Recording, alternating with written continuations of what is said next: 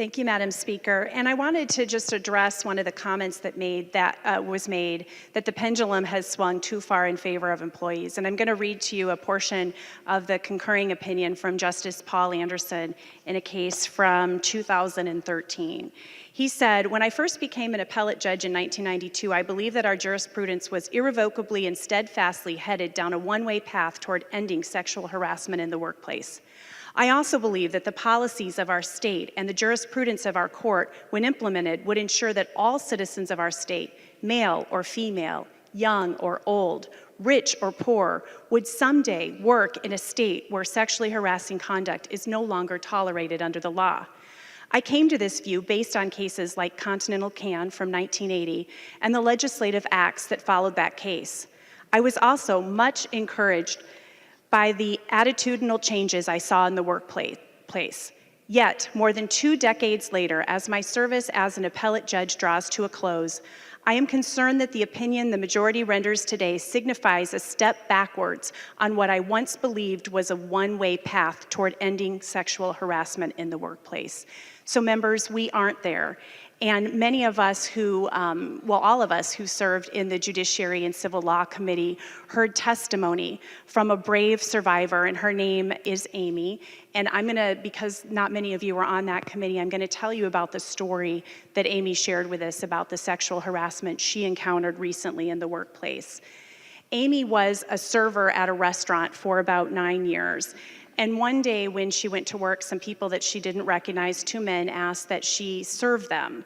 And it was kind of strange, but after that, the men started coming into the restaurant at least weekly. They would always ask to sit in Amy's section.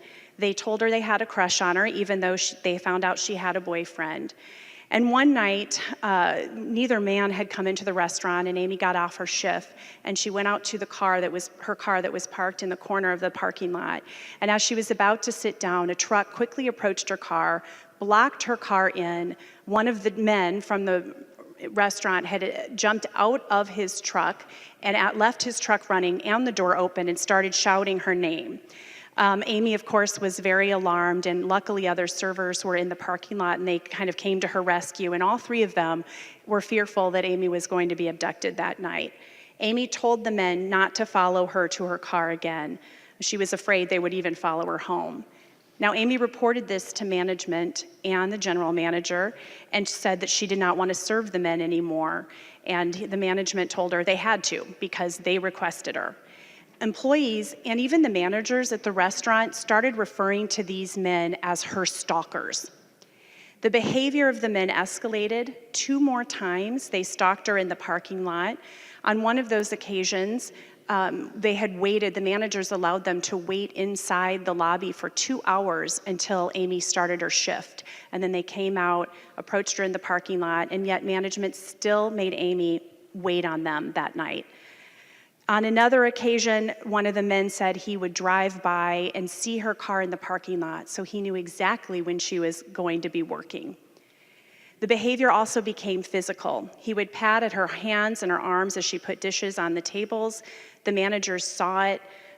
She continued to tell the management she didn't want to serve them, and she was told that if she didn't serve the men, then her shift would have to end. Amy said, "The managers routinely made me choose between being able to pay for rent and food and being sexually harassed, assaulted, and stalked, all while calling these men my stalkers." The stalkers also tried to force hugs on Amy whenever they left the restaurant, and she would hide in the kitchen. She would have other servers try to take care of her other tables, but the stalkers would wait on her, and management would make her go out and say goodbye to the men and would watch to make sure that she did that.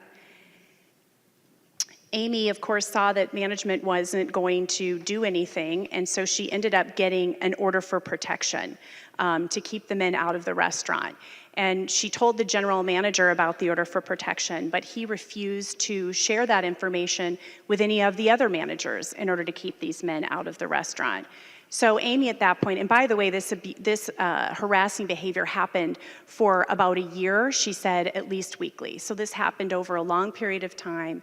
And eventually Amy did seek out an attorney, and they did file a lawsuit, but nothing ever came of it because it was dismissed on summary judgment, and the judge found that the conduct was not severe or pervasive.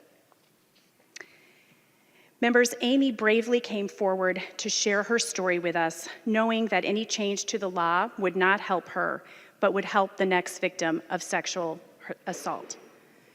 By voting green today, members, we are taking affirmative action about the Me Too movement by saying no more.